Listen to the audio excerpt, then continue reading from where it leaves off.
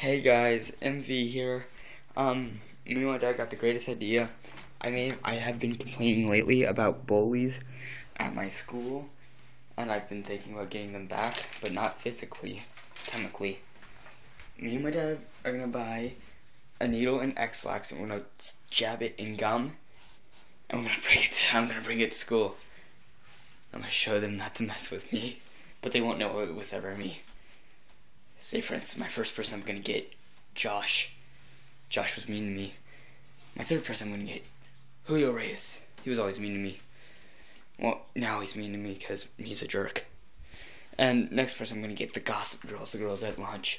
They always gossip. They're always mean to me. But I'm mainly saving it for Josh. And if my friends are out there watching this, you can't tell Josh about this because that would ruin the joke, but it would be super funny to get Josh. You can't lie. But I may be saving it up till Power Play Day to get everyone that was ever mean to me. I'm probably gonna get him that day, but no one can tell Josh. It's gonna be so awesome. I'm gonna record it maybe. But yeah. That's pretty much, guys. Sorry I had the deep voice there. But anyways, guys, MV here. I'll see you guys later. Bye, guys.